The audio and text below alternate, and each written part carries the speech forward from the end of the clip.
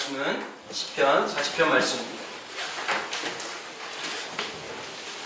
조금 긴데요. 1절부터 17절까지는 우리 같이 한번 보겠습니다. 시편 40편 1절에서 17절까지입니다. 제가 가지고 있는 성경으로는 구약성경 831페이지에 있습니다. 시편 40편 1절에서 17절까지 조금 길죠. 네. 길면 긴 거고 119편만 하겠습니까마는 마음의 여유를 가지시고 한 절씩 한 절씩 읽도록 하겠습니다. 네, 제가 먼저 1절 읽을게요. 내가 여호와를 기다리고 기다렸더니 귀를 기울이사 나의 부르짖음을 들으셨도다.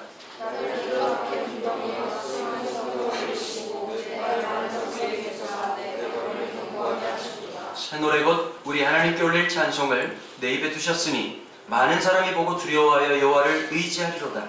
여호와를 의지하고 교만한 자와 거짓을 씌우는 자를 내버려두지 아니하는 자는 복이니라. 여호와 나의 하나님이여, 주께서 행하신 기적이 많고 우리를 향하신 주의 생각도 많아 누구도 주와 견줄 수 없나이다. 내가 널리 알려 말하고자 하나 너무 많아 그 수를 셀 수도 없나이다. 주께서 내 길을 통하여 내게 들려주시기를 제사와 예물을 기뻐하지 아니하시며 번제와 속죄제를 요구하지 아니하시다 하시니라. 그때 내가 말하기를 내가 왔나이다. 나를 가리켜 기록한 것이 두루마리 책에 있나이다. 하나님이여, 내가 주의 뜻하기를 지키오니 주의 법이 나의 심중에 있나이다 하였나이다. 내가 많은 회중 가운데서 의의 기쁜 소식을 전하였나이다. 여호와여, 내가 내 입술을 닫지 아니할 줄을 주께서 아시나이다. 내가 주의 공의를 내 심중에 숨기지 아니하고 주의 진실과 구원을 선포하였으며 내가 주의 인자와 진리를 많은 회중 가운데서 감추지 아니하였나이다. 여호와여, 주의 긍휼을 내게 거두지 마시고 주의 인자와 진리로 나를 항상 보호하소서. 수많은 재앙이 나를 둘러싸고 나의 죄악이 나를 덮치므로 우러러 볼 수도 없으며 죄가 나의 머리털보다 많도록 내가 낙심하였으니. 여호와여, 은총을 베푸사 나를 구원하소서. 여호와여, 속히 나를 도우소서. 내 생명을 찾아 멸하려 하는 자는 다 수치와 낭패를 당하게 하시며 나의 해를 기뻐하는 자는 다 물러가 욕을 당하게 하시며 나를 향하여 하하하하 하며 조소하는 자들이 자기 수치로 말미암아 놀라게 하소서. 주를 찾는 자는 다 주 안에서 즐거워하고 기뻐하게 하시며 주의 구원을 사랑하는 자는 항상 말하기를 여호와는 위대하시다. 함께 읽습니다. 나는 가난하고 궁핍하오나 주께서는 나를 생각하시오니 주는 나의 도움이시여 나를 건지시는 이시라. 나의 하나님이여, 지체하지 마소서. 아멘. 많은 사람들이 이런 생각을 참 많이 하죠. 왜 나만 이런 어려움이 있을까? 나한테는 왜 이렇게 자꾸 일이 잘 안 될까? 이런 생각을 10대 때, 20대 때 자주 하게 됩니다. 그런데 성경을 가만히 보면 우리만 어려웠다는 것이 아니라는 것을 발견하게 되죠. 모든 사람들이 각자 감당해야 될 어려움들이 있습니다. 문제는 어떤 걸까요? 남들의 어려움이 보이지 않기 때문입니다. 남들이 느끼고 있는 슬픔과 고통이 잘 공감되지 않기 때문이지, 모든 사람들에게는 각자가 가지고 있는 자기의 한계나 어려움들이 있습니다. 오늘 시편을 노래하고 있는 이 사람에게도 똑같은 고통이 있었다는 걸 알 수가 있죠. 2절을 보니까 이렇게 말하고 있습니다. 나를 기가 막힌 웅덩이와 수렁에서 끌어올리셨다, 이렇게 말하고 있습니다. 기가 막힌 웅덩이와 수렁이 있었다는 것이죠. 이 고대 근동지방에서는요, 참 중요한 게 있습니다. 소나 낙타나 양 이런 거 참 중요한데, 그것보다 훨씬 더 근본적으로 있어야 될 첫 번째 넘버 1이 있습니다. 물이 있어야 됩니다. 이 사막 지역에서는 이 물이 없으면 거의 아무리 많은 걸 가져봐야 뭐 하겠습니까? 벤치 있으면 뭐합니까? 기름이 없는데. 똑같은 거 아니겠습니까? 별로 감동도 안 되시겠지만, 그런데 이 지역에 있어서 우물을 파면 좀 독특한 게 있습니다.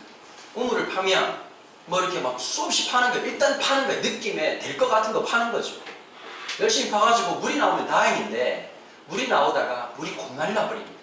그럼 두 가지 선택을 하게 되어 있습니다. 성격 유형적으로. 첫 번째는 어떻게 하느냐? 에이씨, 안 되나 보다. 새로 파는 사람이 있을 거고, 두 번째 어떻게 하냐? 더 깊이 파는 사람이 있습니다. 더 깊이 파면 물이 나올 수도 있고 안 나올 수도 있겠죠. 물이 나오다가 계속 깊어지다가 결국은 물이 말라버립니다. 자, 그럼 다른 곳으로 이동을 하겠죠. 그러고 난 다음에 물이 안 나오면 열심히 뒷수습을 하고 떠나면 참 좋을 텐데, 일반적인 사람들은 그냥 놔두고 가버립니다. 그러다가 어떨 때가 있느냐? 이 유목민들은 밤에도 이동할 때가 가끔씩 있습니다. 늘 주로 이제 낮에 이동을 하지만 밤에 급하게 이동을 해야 될 때가 오거든요. 뭐 갑자기 뭐 이렇게 어제처럼 스콜 같은 비가 확 내린다든지 이렇게 할 때는 이동을 해야 된단 말이에요. 이동을 하다가 어떤 일이 생기느냐, 동물들이 앞을 못 보고 이제 구덩이에 빠질 때가 생깁니다. 이 구덩이에 빠지면 이거 진짜 이거 힘들지요. 그게 더 깊어졌다. 이러면 어떻게 되느냐, 우리가 생각할 때는 뭐 쿨하게 아무 생각 없이 갖다 버리면 되죠. 그러나 여러분, 그 당시에 있는 사람들에게 이 소나 낙타나 이 양이라고 하는 것은 절대적인 재산 가치를 갖고 있었거든요. 이게 똑같잖아요. 우리 집 애들이 우산을 갖고 가면 불변의 법칙이 있습니다. 늘 똑같은 말을 합니다. 분명히 가지고 왔는데 없다. 이런 말도 안 되는 개수작을 부립니다. 이게 미칠 노릇 아니겠습니까? 가지고 왔는데 집에서 없어진다면 우리 집은 도대체 뭐 이렇게 뭐 4차원의 집도 아니고 이게 도대체 어떻게 된 걸까? 늘 똑같은 말을 합니다. 없어졌답니다. 애들이 지난번에 5월달이라서 꼭 갖고 싶은 선물이 시계라 그래가지고 제가 보통 아내는 제 아내 스타일이 어떠냐, 무조건 저렴한 거 순서인데 저는 낼 수 있으면 좋은 걸 사주는 편이거든요. 제가 외국 집회 가다가 면세점이면 그래도 믿을만 하니까요, 괜찮은 걸 사줬습니다. 그러니까 아내한테는 아내 안 왔죠. 여기까지. 제 아내는 아직도 이게 2만원짜리인 줄 알고 있지만 여러분, 면세점에 2만원짜리 시계 어디 있겠습니까? 제 아내는 정말 감사하게도 모든 걸 썩어지는 놀라운 능력이 있습니다. 그래서 이제 사가지고 이제 뭘 봤는데 시계가 산지 일주일 만에 시계가 없어졌다는 소문을 듣게 됐습니다. 물었죠. 시내야, 시계가 어디 갔냐? 분명히 차고 있었는데 없어졌다. 정말 이 논리도 안 맞고 이게 안 맞는 게 기가 막히죠. 화가 나는 거예요. 왜냐하면 그것도 뭐 한 달도 아니고 두 달도 아니고 일주일 만에 없어졌으니까. 그렇게 해가지고 이제 뭐 잃어버린 게 한두 가지가 아니에요. 더 화가 나는 태도는 어떤 걸까요? 잃어버리고 난 다음에 찾으려고 생각을 안 하는 거예요. 아니, 모르테 있으면 갔다 오라 그러면 될 텐데, 갔다 오면 될 텐데, 뭐 뻔하죠. 가면 없는 게 사실이니까. 저도 아마 그랬을 것 같습니다. 어릴 때는 뭐 이따가 뭐 귀찮으니까 뭐 없다 그러고 몇 대 맞고 쳐맞고 끝났겠지요. 여러분들도 그렇지 않습니까? 네 돈이 안 들어가서 그래요. 네 돈 들어가봐. 그게 눈이 뒤집어지지. 딴 것까지 찾아와야지. 하여튼 뭐 그런 경우가 있는데, 이 사람들한테는 이 양이나 소라고 하는 것이 그냥 이따가 없어지는 존재가 아니라 절대적인 것이고, 거기다 생각해 보십시오. 내 거라고 하면 아끼겠지만, 더 아끼겠지만, 만약에 소장농이다, 아니면 누구한테 위탁받았다, 이런 거 죽어나는 노릇 아니겠습니까? 얼마나 찾으려고 했겠습니까? 이 시적 감정이 들어가는 거예요. 여러분, 그냥 소를 던졌다가 뭐 이렇게 뭐 빠졌는데 겨우 끄집어낸 경험 있는 사람. 반대로, 그래서 여러분 같이 갇히게 되는 상황을 경험하는 수많은 일들을 만날 때가 있다는 거예요. 이 시적 과자는 기가 막힌 거죠. 이 단어 하나가 수렁에서 빠졌다라고 하는 말에서 모든 사람들은 한 번쯤 직간접적인 경험을 해본 사람들인 거죠. 여러분, 인생을 살다가 깊은 수렁에 빠져본 경험을 인생을 살다가 하게 됩니다. 10대 때 깊은 수렁은 어떤 걸까요? 지나보고 나면 이거 완전 맨홀 뚜껑보다 더 얇은 거지. 근데 지나보고 나니까 이게 어떠냐, 더 깊어지고 더 넓어지는 게 생기고, 인생을 살면 이 정도 고난이면 너무 큰 고난이겠구나 싶었는데 그게 감당이 안 될 때가 있거든요. 지나보면 그건 아무것도 아니었다고 느낄 때가 있습니다. 깊은 수렁을 경험했다. 오늘 시편에 노래하는 사람들이 뭐라고 말하지? 깊은 웅덩이와 깊은 수렁에서 내가 죽을 뻔했는데 거기서 하나님 나를 건져내셨다는 거예요. 첫 번째 위로가 뭘까요? 모든 사람들에게 고통이 있다는 겁니다. 그걸 먼저 인정하셔야 됩니다. 나만 힘든 게 아니다. 모든 사람들은 고통이 있다. 야, 저 사람 좋겠구나. 여러분, 뭐 한국 사람들 보십시오. 뭐 스타들 나오면 또 아마 제가 이번 생각할 때 아마 그 BY라고 하는 친구 아마 여기저기서 수련해서 한 명 끄집어 땡기려고 얼마나 노력질을 해대고 있겠습니까? 전화 걸어가지고 뭐 아는 사람이 아는 사람 그 뭐 교회에 다니고 있으니까 그 BY라는 친구, 그 BYC라고 팬티 이름이 아니고 힙합의 BY라는 친구가 있잖아요. 저는 솔직히 개인적으로 힙합을 그렇게 좋아하는 편은 아닙니다. 제가 들을 수 있는 한계는 자이언티까지입니다. 일단 무슨 말인지 알아들을 수 있어요. 일단 듣는 게 더럽게 힘들어. 뭐 이러고 안 들려. 뭐가 일단 난청이 있어서 그런지 좀 힘들어. 자이언티까지는 내가 돼요. 우리 집은 나 홀로 있었지, 아버지는 택시 드라이브, 이 정도는 내 들을 수 있어.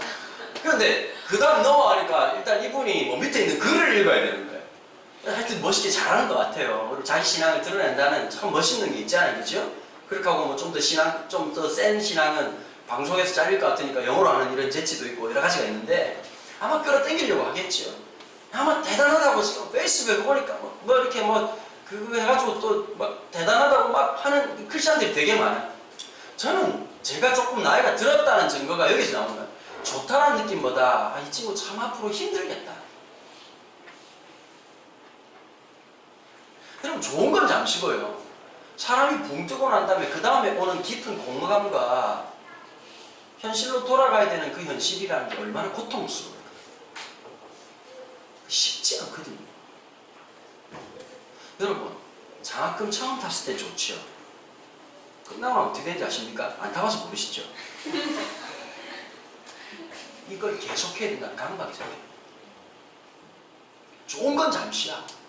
그리고 부모도 초롱초롱한 눈빛으로 나를 봐. 무슨 뜻일까요? 고맙구나 따라가더라. 돈이 안 들리 생겼네. 무언의 압박을 느껴. 그냥 학교 갈 때 즐거웠어. 그냥 공부할 때 이럴 때 있잖아요. 개 탄 것처럼 기쁠 때가 있다고. 하나띠 정도는. 그래서 우등생이 돼서 장학금을 받았다고. 근데 그 다음부터 그냥 도살장 끌려같은 느낌. 책이 앞에 딱 놓여있는데 어떤 느낌일까?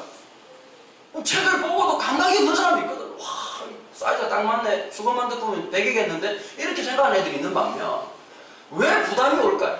잘해야 된다는 강박이 있는 거예요. 설교도 그런 것 같아요. 매번 이렇게 동영상 올린다는 게 사실은 실적으로 부담스럽습니다.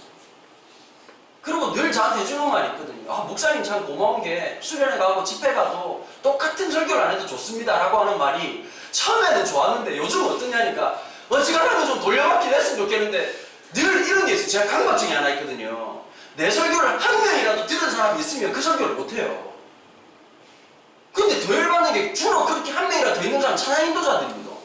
근데 너 왜 열받냐니까 쥐는 찬양 인도 똑같은 곡을 하고 쥐는 돌려받기 하고 나는 못한다는 이 불공평한 현실이 너무 고통스러워. 나중에 내가 콘티를 내려온다니까. 그것도 솔직히 나중에 진정성이 좀 의심될 때가 있어. 갑자기 졸을 때 갑자기 애가 막 손을 들거나 무릎을 꿇으면 저 또 연기하고 앉았는데 이런 마음이 들거든 보면. 근데 어쨌든 간에 그런 강박을 갖고 있다는 게 쉽지는 않죠. 좋은 사람이어야 된다는 거. 여러 가지 우리 그리스도인으로 갖고 있는 게 있잖아요. 우리는 강박을 많이 가질 수밖에 없는 상황이에요. 그리고 이런 어려움을 당하는 거예요. 저는 그러다가 언뜻 어떻게 볼까요? 사람은 심리적으로 항상 비교 대상을 두게 마련입니다. 쟤는 보니까 너무 편하게 사는 거야. 욕 지 마음대로 하고 지 마음대로 살고 이렇게 하는 거야. 좀 열받는 거지. 나는 왜 이렇게 더럽게 살아야 되고 나는 왜 이렇게 내가 찾아서 구렁이에 빠지는 것 같고 깊은 웅덩이에 빠지는 것 같은 느낌이 들 때가 있어. 여러분 그 속에 딱 들어갈 때 어떻게 될까요? 사람이 위험을 당하면 한번 생각해 볼까요? 깊은 수렁에 빠지면 어떻게 할까요? 살려달라고 소리 지르겠죠. 소리 지르다가 어느 순간 그 소리 지르는 게 멈추는 순간이에요. 왜 멈출까요? 목이 아파서 멈출까요? 아니에요. 처음에는 살려달라고 말하는 게 본능이야. 근데 본능에서 점점 내 마음속이 말을 하기 시작하는 거예요. 아무도 반응하지 않으니까 내 마음속에 사람이 없구나라고 하는 인식이 딱 생기면 소리가 왜 멈출까요? 소리 질러야 되겠다는 생존 본능보다 두려움이 내 마음을 이길 때 어떤 현상이 생기냐? 소리가 멈춰버려요. 공포나 두려움. 자, 공포나 두려움이라고 하는 현실이 지금 당장 내가 이런 것 때문에 어렵구나라고 하고 객관적으로 잘 못 본단 말이에요. 어떻게 될까요? 두려움이라고 하는 것은 끊임없이 세포 분열을 하잖아요. 이 두려움 저 두려움 무슨 소리 하나만 들어도 무섭기도 하고 두렵기도 하고 그 두려움과 무서움 속에서 떨어봤던 그 공포의 밤들을 경험해본 사람이 이 노래를 하고 있는 겁니다. 모든 사람들은 그 순간이 죽어버릴 것 같은 순간이 온단 말이에요.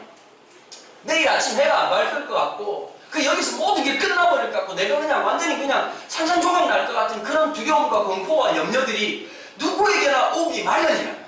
저도 마찬가지고 여러분들도 마찬가지고 그게 신앙이라는 이름으로 그냥 대충 땜빵이 되는 게 아니라 내 바닥을 드러내거든요. 처음에는 기도가 나오고 믿음이 되지만 그것도 빨리 좀 응답해주고 유통기한이 있어야 되는데 하나님께서 응답 안 해주시고 조금 더 길게 끌고 이러면 내 신앙이 완전 바닥을 드러낼 때가 있다. 내 고통을 바닥을 드러낼 때가 있다. 그 어려움을 통해서 이 사람은 뭘 느끼고 경험하는 걸까요? 나에게 그런 대단한 믿음이 있는 존재가 아니라는 걸 깨닫기 시작하는 거예요. 근데 참 신기한 게 있어요. 죽어버린 내 영혼에 다시 한번 하나님께서 봄바람같이 봄 햇살처럼 임하실 때가 있다. 저도 마찬가지입니다. 날마다 성령 충만한 게 아니라 저는 좀 반대죠. 늘 덜 성령 충만한 것 같아요.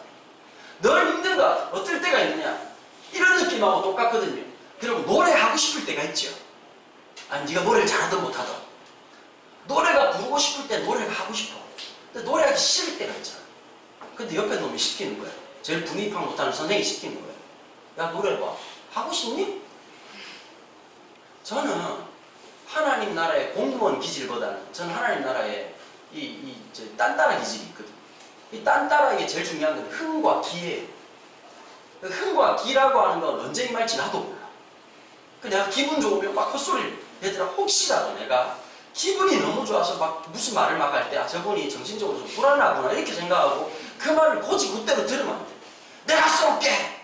순간 진실한 거야. 순간 지금까지 그래도 내가 될 수 있으면 그 말을 지키려고 애를 쓰다가 아 이렇게 하면 안 되겠구나라는 걸 조금씩 배우고 있는 거야. 막 이렇게 기분 좋으면 내일 어디 갈까? 뭐 이렇게 하잖아. 그럼 아내는 벌써 내일 뭘 준비하고 있는데 아침에 그건 일어나 봐야 하는 거야. 왜냐면 어제와 나 오늘의 나는 결별을 선언했지. 밤 12시경 그 아이가 떠났어. 한마디로 참 어제의 나였어요. 오늘의 너에게 나를 부탁해. 이렇게 하고 떠난 거야. 그럼 새롭게 창조가 된 거지. 힘들어하시는 분들이 계시네요. 아 참 어렵죠. 그러다 보니까 어떤 경우가 있냐. 제가 될 수 있으면 설교를 해야 된다라고 하는 이런 게 있지만 어떨 때는 너무 마음이 답답할 때가 있어요. 설교하고 싶지가 않아요. 일어나는 게 힘들어지고 짜증이 날 때가 있다. 그때 이런 거예요. 어느 날은 말씀 보다 보면 야 이 말씀도 설교하고 싶고 저 말씀도 설교하고 싶고 야 진짜 막 이러고 싶을 때가 있고요. 어떨 때는 아무리 성경을 뒤적여 봐도 뭐를 설교해야 될지 모르겠고 그냥 너무 가슴이 답답하다고 생각 들 때가 있다. 근데 그때 하나님이 진짜 지금까지도 은혜인데요. 저 같은 사람은 이런 거거든요. 내가 목사니까 앞으로도 계속 목사를 해야 된다는 강박을 갖고 있으면 못 살아요. 예를 들면 뭐 앞으로 목사님은 설교가 앞으로 74,265번이 남았습니다. 이렇게 말하잖아요. 저는 바로 그날 은퇴해요. 근데 나는 생각을 안 하거든. 앞으로 뭐 어떻게 될 거다. 이런 얘기를 한다는 게 저한테 너무 강박이고 힘드니까요. 그런데 지금까지 하나님 은혜가 뭐냐면 이런 거예요. 그런 어려움을 당할 때마다 하나님께서 그때 그 자리에 서면 힘을 주십니다. 못할 것 같았는데 하나님이 힘을 주십니다. 그 제가 느끼는 믿음이라는 게 이런 거예요. 내가 어떤 것을 받아서 가는 게 아니라 그 자리에 설 때 하나님이 은혜를 주실 때가 있어요. 홍해가 열려서 모세가 간 게 아니라 모세가 말도 안 되는 그 말이지만 주님 말씀 의지해서 그 자리에 설 때 역사하신다. 대부분의 하나님 역사는 이루어지고 가는 것이 아니라 그 자리에 서는 거예요. 그래서 제일 중요한 게 뭐냐? 믿음이란 내가 살아가야 될 일상의 자리에 서는 것이다. 좀 쓰라고 이거 좀 멋있잖아. 믿음이란 지풀목 어떤 느낌, 뭐 판타지, 엑스터시 이런 게 아니라 화갈 같은 느낌에 있는 것이 아니라 없을 수 있어요. 근데 그 자리에 서는 거예요. 그 자리에 설 수 있는 은혜를 주시는 거예요. 그게 무슨 뜻이냐면 내가 서야 될 자리가 바로 그 자리라는 걸 또 한번 말씀해 주시는 거예요. 그게 진정한 위로가 되는 거거든요. 여러분 이 수렁에 계속 빠지는 이 목자의 심정을 아시겠습니까? 그만두고 싶지 않겠습니까? 그런데 그 순간에도 하나님께서 은혜를 주시고 힘을 주시고 위로가 주셨을 거예요. 아마 이 노래를 다윗도 불렀지 않겠습니까? 인생을 살아오면서 어릴 때 10대 때 양을 돌보다가 낙타를 돌보다가 양 한 마리가 빠져가지고 진짜 혼자서 누구도 도와주지 않고 형들은 또 손가락질했어요. 병신 같은 새끼 하는 짓 일 저렇다라고 손가락질할 때마다 그 형들 잔소리가 싫어서라도 건지려고 하는데 혼자서 안 되다가 하다가 안 돼가지고 또 울기도 하고 좌절도 느꼈다가 난 안 되는 놈인가 봐 여러 가지 일을 하다가 하나님께서 그 순간에 겨우겨우 양을 건져가지고 꼭 안고 돌아오면서 흐뭇하게 잤던 그 밤이 떠오르지 않았을까요? 조금 지나고 난 다음에 다윗과 골리앗과의 전쟁이 끝나고 난 다음 사울이 자기를 죽이려고 했던 그 13년 동안의 도망생활들 아둘람 물이 깊은 수렁이었고 깊은 웅덩이 아니었겠습니까? 거기 사울 내일은 어떡하지? 오늘은 해야 되는데 여러분 아마 다윗이 믿음으로 푹 잔 날보다도 아마 그럴 것 같아요. 염려와 근심의 이불을 덮고 잔 날이 훨씬 더 많았을 거예요. 내일 아침 눈을 뜰 수 없는 그 상황, 수많은 어려움들, 그래서 블레셋으로 막는 갈 수밖에 없었고 극단적인 선택을 할 수밖에 없었던 그 어려움과 그 역경의 순간. 더 나이 들었을 때 어땠을까요? 아들 압살롬의 반역 때문에 도망가야 됐던 그 비참한 인생. 내 인생은 언제쯤 끝날까? 이 싸움이 언제쯤 끝날까? 왕이 되면서도 끊임없이 반복되고 있는 일상들. 여러분 그렇잖아요. 저기쯤 가면 괜찮겠지? 없어요. 없어요. 황제 목사님 노래 중에 그런 노래가 있어요. 저 언덕을 넘어서면 내 아버지지. 첫 번째는 이게 무슨 노래냐면 당자가 아버지 집으로 돌아가는 그 모습. 저 언덕을 넘어서면 내 아버지지. 근데 그 노래를 가만 듣고 있으면 이런 생각이 듭니다. 우리의 진정한 쉼은 아버지 품에 안길 때구나. 우리가 이 땅에서 주시는 하나님의 작은 위로가 있지만 그 작은 위로는 그 진정한 본질적 위로로 나아가는 초입 단계다. 맛보기와 같은 거예요. 여러분 코스코 같은 데 가면 이렇게 막 주잖아요. 그죠? 참 제가 이게 좀 잘 사는 사람들 그런 거 괜찮다고 이렇게 하는데 근본 자체가 이 줄기세포 사이사이에 이 천박하고 가난함이 있어. 주면 쳐먹어요. 이번에 그 우리 송전 전사님이 학교 그 개교식 하고 우간다 갔다가 유럽 내려갔어요. 한 달 동안 가가지고 막 보니까 거지처럼 산 거예요. 보니까 열심히 돌아다니다가 왔어요. 왔는데 연락이 왔어. 두바이에서 연락이 온 거야. 목사님 왜 이러니까 업그레이드가 됐습니다. 무슨 업그레이드? 비즈니스가 돼. 두바이에서 오는 아랍에미레이트 항공이 A380입니다. A380 날아다니는 궁전이라고. 그 보통 여러분 그거 만약에 돈 주고 내 돈으로 비즈니스를 가면 그거 한 400만 원, 500만 원 하거든요. 그래 누워가지고 막 그냥 그래 좀 되게 피곤할 텐데 푹 좀 자지. 그래 나중에 도착해서 하는 거야. 제가 촌놈이라서 너무 흥분을 해가지고 주는 걸 다 처먹다 보니 뒤에 라운지가 있대요. A380은. 막 이쁜 아저씨가 막 아가씨들 있는 사람들이 막 그냥 죄송합니다. 그래 뭐 이렇게 막 자꾸 주고 막 물도 에비앙 주고 이러니까 얘가 언제 처먹겠노 싶어가지고 뭐 삼다수면 다행이었는데 에비앙이 언제까지 이러고 막 물 처먹고 막 계속 먹고 또 먹고 뭐 또 먹고 이러다가 잠을 못 잤다. 그리고 발을 보니 둘이서 이제 커플로 신발을 사가지고 그 샌들을 신고. 유럽이 지금 여러분 6월달, 8월달에 놀러간다는 것은 내 몸을 완전히 그냥 오븐에 익히겠다는 뜻하고 똑같거든. 발이 탔는데 보니까 얘가 글도 멋있겠어. 비행기는 비즈니스인데 발이 거지 아니었어. 보니까 새까맣게 타가지고 줄 모양만 남아있어. 이렇게 샌들의 줄 모양만 남아있어. 아, 이 친구가 돌아와가지고 이제 또 미국 갈 준비하는데 또 불안한 거야. 여러 가지 불안하고 어제도 전화 왔는데 한 30분 넘게 통화를 하는데 이런 얘기 저런 얘기 하는 거지. 이해가 되는 거예요. 왜 이해가 되냐면 제가 그 거지처럼 유학을 갔거든요. 제가 3번에 있을 때요 어떤 자매 한 명이 너무 심각한 우울증인 거예요. 우리 교회 학생이었어요. 미국으로 유학 가는데 엄마가 너무 걱정이 돼가지고 상담 그 의사 선생님 만나게 해가지고 약도 먹고 있는데 안 좋아지는 거예요. 그 마지막에 이제 뭐 방법이 없으니까 목사님 한 번만 만나달라는 거예요. 그 제가 만났어요. 만나가지고 있는데 그 아이하고 얘기하면서 얘기를 하는데 제가 갑자기 떠오르는 게 하나 있더라고요. 네가 지금 돌아간다는 게 아마 진짜 미치도록 힘들 거야. 처음 방학 때 한국 나왔다가 딱 돌아가는데 신기한 게 있어요. 한국 오는 비행기는 그렇게 길게 느껴지는데 돌아가는 비행기는 잠시 졸고 나니까 미국이 그렇게 짧은 줄을 처음 알았어. 항상 돌아가는 비행기는 빨리 가. 가고 난 다음에 혼자 앉아가지고 내 방에 딱 앉았는데 또 여기서 시작해야 되는구나 생각하니까 심장이 덜컥내려. 여러분 유학생활 하면서 뭐가 힘든지 아세요? 우리가 한국 살면 이렇게 살면 되잖아요. 영어는 타고난 놈이 아닌 이상 들으려고 신경을 쓰고 살아야 된다는 게 얼마나 피곤한지 아니에요? 상대방이 무슨 말을 할 때마다 귓구멍에 힘을 주고 살아야 된다는 게 얼마나 힘든지 아니에요? 달팽이만이 죽으려고 그래요. 더 힘든 게 뭔지 아니? 못 알아듣는데 웃어야 된다는 비참한 짓이 더 힘들어요. 분위기상. 그게 쉬운 일이 아니라고. 거기다가 내가 혼자서 모든 걸 해야 되고 또 내가 챙겨야 된다는 그 강박. 그 모든 게 있는데, 야 진짜 나 그럴 줄 모르겠다. 군대도 갔다 온 사람이었잖아. 혼자서 침대에서 기억이 나. 시스름도 안 되고 혼자 앉아가지고 새벽 4시까지 울었어.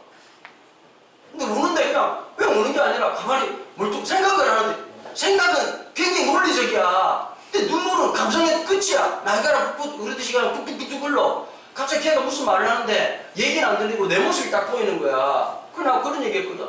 맞아. 너무 힘들 거야. 그런데 내가 딱 그랬어. 3일만 버텨. 가서 3일만 버텨. 3일만 버티다 보면 익숙해지더라. 첫째 날 아픔이 막 그냥 강도가 1000이다. 둘째 날 되면요 한 500초 오거든요. 계속 아픈 게 아니야. 첫날 밤이 어려워. 밤에 불 켜고 자야 돼. 그래가지고 막 그 어려움을 좀 버텨야 돼.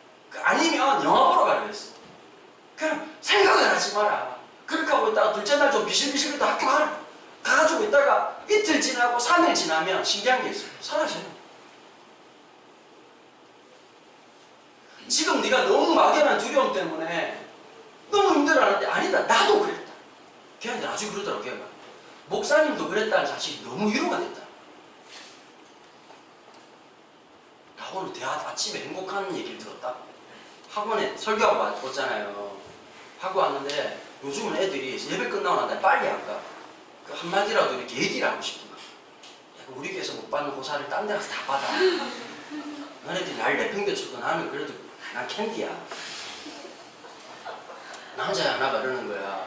옆에 와서 무슨 말을 하려고 하잖아. 예배 끝나고 난 다음에 잘 지냈니? 어깨를 툭 쳤더니 목사님한테 드릴 말씀이 있어서요. 그러는 거야. 남자가.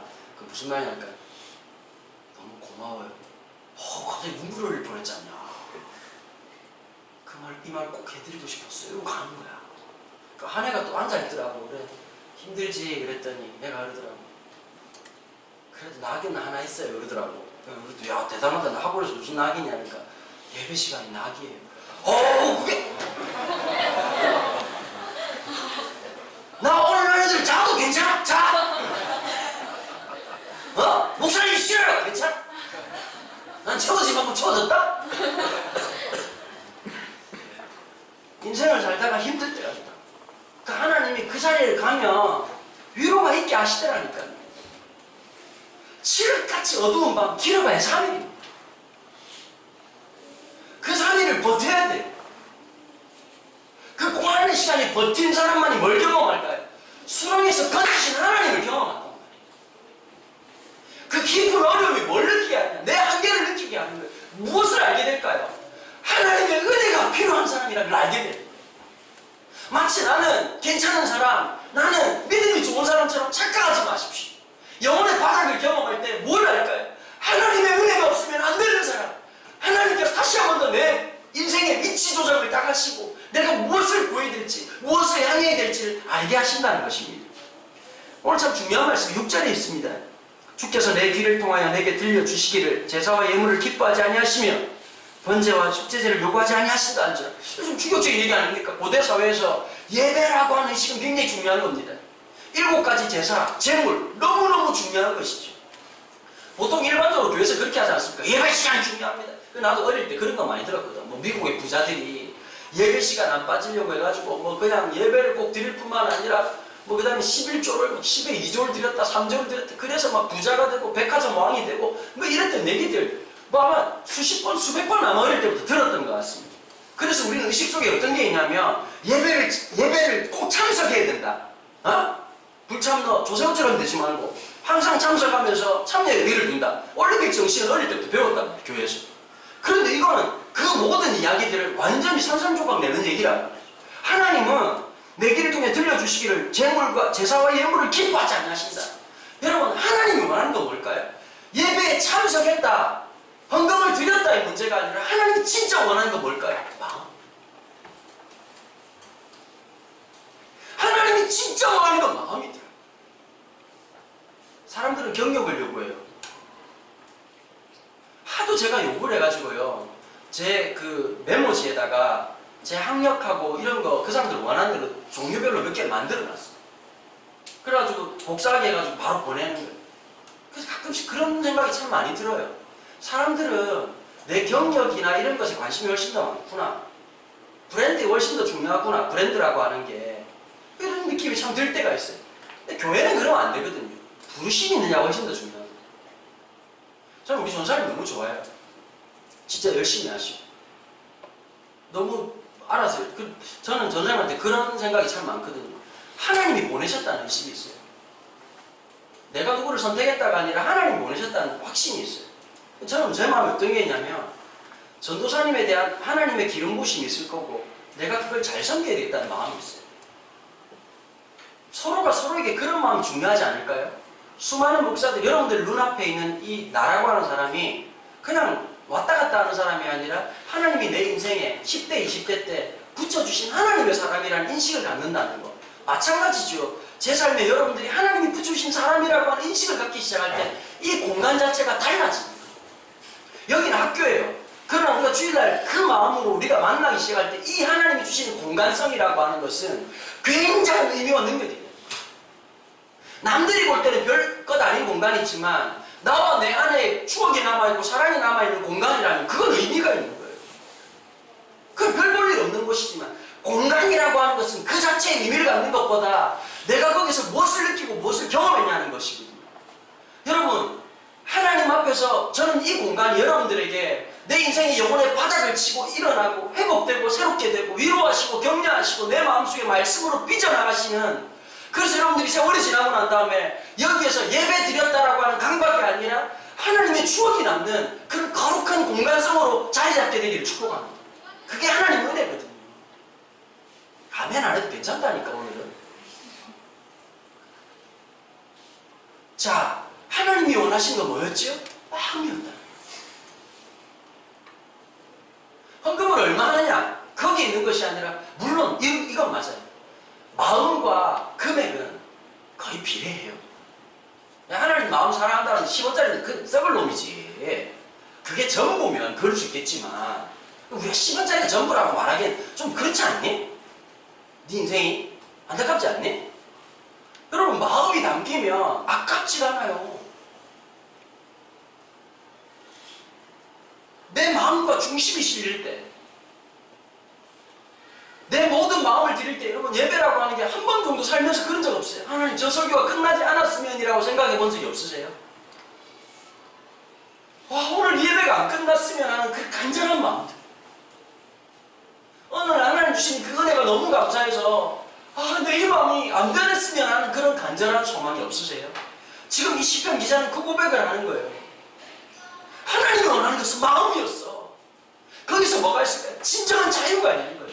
내가 노래를 잘하든 못하든. 저는 10대 때 참 행복한 시간을 보냈어요. 아버지가 개척교회에 있으면서 지금 생각해보니까 성령 하나님께서 너무 강력하게 역사하시고, 어떤 형 한 명이 기억을 해요. 그 형이 뭐 장난친다고 성가대 가운을 입고 있었어요. 장난친다, 우리끼리 있다. 그렇게 하다가 막 기도를 했는데 그 형이 성가대 가운을 벗었는데 이 앞에 이렇게 목에 쓰는 거 있잖아, 이렇게 해가지고 그걸 끼고 있었다. 그러다가 은혜 받은 거예요, 그 형이. 그 눈을 떴는데 진짜 미치겠더라고. 막 울고 있는데 그걸 목에 이렇게 하고 있으니까 막 울고 있으니까 내가 봐도 찐따 같은 거야. 그 중에 어떤 형은 전과 모범이었는데 교회 들어왔어. 자기 누나가 교회에 와 있다는 얘기를 듣고 와서 족치려고 온 거야. 교회를 왔다가 예배 참석했다가 그날 예수를 믿었어. 나 잊지를 않아. 성격대로 예수 믿더라. 기도를 하는데 어떻게 하냐면 우리처럼 고분고분하게 하는 게 아니라, 보통 교회 의자 보면 이렇게 성경 놓는 이렇게 요만큼 공간이 있잖아. 갑자기 이분이 막 그냥 은혜를 받아 그런지 뭐 갑자기 뭐 소리를 지르다가 팡 하는데 내가 처음 봤어. 그게 뻐개졌어. 그러고는 회개를 하는데 이쪽 끝에서 저쪽 끝으로 떼굴떼굴 뒹구는 거야. 미치겠네. 가슴이 뜨거워서. 그런 일이 종종 있었거든. 그러니까 하나님의 역사하심, 하나님의 인도하심, 기름 부으심, 너무 감사. 그래, 그때 너무 3일을 금식한 적이 있어. 너무 행복해서. 고등학교 2학년 너무 하나님 은혜가 감사해가지고 3일 동안 금식을 한 적이 있었어. 그런데 우리 교회 중고등부 애들이 다 금식을 했다니까, 돌아가면서. 너무 행복해가지고. 근데 문제는 어떤 걸까? 나중에 다음이 문제였어. 전도사님이 갑자기 이걸 법칙으로 만든 거야. 우리 교회 중고등부는 3일 금식을 갑자기 바리새인들이 짱 나타나가지고 감격이 사라지고 야 밥을 굶어야 된다라고 하는 것을 종교화시키니까 미칠까? 맞아 안 맞아? 뭐는 싹 증발되고 기쁨과 감격은 싹 증발되고 굶어야 돼. 너 먹었어? 너 왜 밥 먹니? 이러는 순간 서로가 뭐 5인 감시체제도 아니고 이게 북한도 아니고 갑자기 힘들어진 거지. 여러분 우리 신앙생활은 그렇지 않습니까?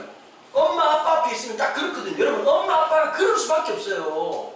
너 예를 들었네? 너 왜 안 일어나? 너 왜 그러는 거야? 그런 순간 안 그래도 신앙이 왔다 갔다 하고 별로 없는데 미천이 별로 없는데 갑자기 주일날 딱 되면 엄마 잔소리 딱 듣는 순간 어떻게 되니? 드라이 아이스 마르듯이 그냥 속 말아버리잖아. 그냥. 갑자기 기쁨이 사라져 버리는 거야. 그러니까 여러분들 표정이 그런 거예요. 희한하죠? 수련회 가면 아멘도 하고 이러실 분들이신데 여기만 오면 뭐디 여기 뭐 성경으로 부적을 붙여야 될지 모르겠지만 소맥이 열리는지 갑자기 뭐 여기서는 아멘하면 병신되는 것 같고 막 하면 안 될 것 같고 왜 그럴까? 옆탕에 엄마 아빠가 있어서 그래요. 이 삼천규빗은 유지해줘야 이게 거룩성이 유지가 되는데 딱 끝나자마자 엄마 아빠를 보는 순간 기분이 나쁘잖아. 예배 잘 드렸어? 들었다고! 너 잤지? 안 잤다고! 바리새인 집합수입니다. 지성수. 차원이 다른 거지. 여러분, 맞아요. 그럴 수 있어요. 그러나, 그거 좀 뚫어내세요. 저분들하고 영원히 살 거 아니야. 얼마 남았다. 너무 미워하지 마. 같이 안 살아, 저분들이랑. 어? 야, 이 마음이 들어. 어제 갑자기 시원이가 너무 이쁜 거야. 그러기 어렵지 않니? 왠지 아냐? 그 어릴 때 느낌. 시원이 아기 때 처음 했던 그 말들, 행동들이 떠올라서 나 진짜 그럴 것 같아. 그게 너무 그리워. 그래서 할아버지 할머니들이 손주를 보면 왜 좋아하는지 아냐? 그 느낌이 탁 살아올 때가 있거든. 그 얼마나 좋겠냐고. 그지? 그냥 사랑스러울 때가 있어. 신이하고 노는 방법, 신이는 먹을 계속 줘야 돼. 우리 아들은 몸으로 먹는 걸 너무 좋아해. 내가 막 레슬링하고 팔 꺾어주면 막 아프다 하면서 너무 좋아해. 팔을 꺾는데 좋아해. 아프다고 그러면서 막 너무 좋아. 지금도 나랑 뽀뽀하고 그러거든. 참 보면 내가 이 마음이 들어. 얘랑 이제 얼마나 더 살지? 실질적으로 엄마 아빠처럼 이렇게 느낄 때 중학생 되면 또 이제 뭐 아빠 이러면서 소리가 나. 나도 한 두꺼운 두 개만 두 번, 세 번 열릴 거고 1년마다 한 번씩. 어? 컨버러블도 아니고. 그렇게 하는 시간들이 있지만 결국 지나보면 긴 시간이 안 돼. 여러분 지금의 고난이 영원할 거라고 생각하지 마세요. 이 답답함이 영원할 거라고 생각하지 마세요. 시편 기자는 그 어려움을 통해서 하나님의 마음을 배웁니다. 여러분 하나님의 마음을 딱 가지면요 참 신기한 게 있어요. 죽을 것 같은 그 인생길이 노래 부르면서 가는 거예요. 고통스러운 그 길이 감사하게 돼요. 기쁨의 길이 되는 거예요. 남들이 볼 때는 어떻게 살았니? 라고 생각하는데 그 순간에 그 과거를 추억하다가 감사가 일어나고 감격이 일어나요. 그게 바로 시편 40편이에요. 하나님을 향한 그런 노래이지요. 17절 마지막에 16절 17절 이런 말씀이 있죠. 주를 찾는 자는 다 주 안에 즐거워하고 기뻐하게 하시고 주의 구원을 사랑하는 자는 항상 말하기를 여호와는 위대하시다 하게 하소서. 여러분 오늘 하루 살면서 마지막 오늘 밤에라도 집에 가서 혼자 있는 공간에서 이런 말씀하십시오. 하나님 사랑합니다. 하나님 정말 사랑합니다. 17절 나는 가난하고 궁핍하오나 주께서 나를 생각하시오니 주는 나의 도움이시오 나를 건지시는 이시라 나의 하나님이여 지체하지 마소서. 아마 이 사람은 또 어땠을까요? 이 경험과 함께 또 다른 고난을 경험하고 있는 것 같습니다. 저는 그래서 17절이 참 좋습니다. 대부분의 사람들의 간증을 들으면 완벽할 것 같잖아요. 인생은 그렇지 않습니다. 새옹심합니다. 또 문제가 지나면 또 문제가 옵니다. 또 괜찮아졌다 또 문제가 옵니다. 그래서 17절이 참 좋은 거죠. 한번 더 읽어볼게요. 나는 가난하고 궁핍하오나 여전히 그렇지만 주께서 나를 생각하시오니 주는 나의 도움이시오 나를 건지시는 이시라 나의 하나님이여 지체하지 마소서. 또 하나의 어려움이 마치 내 인생 속에 and but so or로 연결되어 있는 대동접속사 같은 그런 인생이지만 이런 표현 고급스럽지 않냐? 감동 돋고 진짜 괜찮아 오늘은. 그렇지만 하나님께서 하나님을 향한 그 믿음 때문에 앞으로 오는 그 고난에 대해서도 하나님 앞에 믿음으로 연결. 그런 우리의 삶이 되기를 축복합니다. 특별히 기말고사 끝난 친구도 있을 거고 안 끝난 친구도 있을 건데 고민하지 말고 한 잔을 더 보시고요. 고민되면 주무세요. 생각하고 나중에 이러잖아. 지나고 난다고 1시간이 잘걸 이러지 말고 빨리 자. 유경험자로서 말해주는 말을 쳐들어야 돼요. 고민이 오잖아. 그분이 가실 때까지 적어도 90분 이상의 이 지속성이 있어. 자고 적당한 죄책감으로 공부를 하라. 알겠지 무슨 말인지? 고민만 하고 짜증내지 말고 빨리 자. 이불을 깔고 어느 정도 자야 되냐니까 쪽팔려서 일어나고 싶을 때까지. 그럼 공부가 된다니까. 나는 아무래도 이쪽 교회랑 안 맞는 것 같아. 딴 데를 가든지 좀 이렇게 수준 맞는 데를 가지. 애들 너무 공부를 잘. 내가 볼 때 짜증나. 수준이 안 맞는 애들 만나. 좀 이렇게 좀 후진 애들. 몇 명은 보여. 내가 개척할 때 데려가고 싶은 애들 몇 명 보여. 걔들이랑 같이 개척을 할까? 같이 욕 들으면서. 여러분 이번 한 주간 힘내시고요. 또 우리 멋있게 한번 살아보십시다. 제가 파릇파릇해 보이죠? 그렇지 않습니까? 드디어 죽음의 랠리가 시작됐습니다. 피곤하지 않습니다. 힘들지 않습니다. 저는 버틸 거니까요. 기도하겠습니다. 하나님 감사합니다. 지난 6월까지 시편 말씀을 묵상할 수 있어서 참 행복했습니다. 시편은 누군가의 노래로 끝나지 않고 나의 노래로 또 누군가의 노래로 흘러갈 수 있어서 참 좋습니다. 주님, 인생의 삶이란 이렇듯 누군가에게 고통스럽고 누군가에게 아프며 누군가에게 눈물 같은 시간입니다. 인생의 달콤함이란 그리 길지 않은 것입니다. 우리가 가지고 있는 것으로 행복할 것 같고 저 고비만 돌면 모든 것이 끝날 것 같다는 신기루에 빠져있는 환상 속에 살아가는 우리의 삶이지만 진정한 기쁨은 하나님께 있음을 배워갑니다. 그래서 참 좋습니다.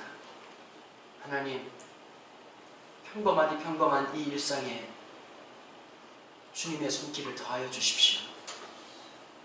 답답하고 숨막히고 도망가고 싶은 그 일상에 오늘 살아갈 수 있는 힘을 주십시오. 주님, 우리 인생에 하나님 노래할 수 있는 감격과 노래를 우리의 삶에 더하여 주십시오. 주님께서 이 모든 영광을 받아주시기를 간절히 소원하며 예수님의 이름으로 기도합니다. 아멘. 헌금 드리는 시간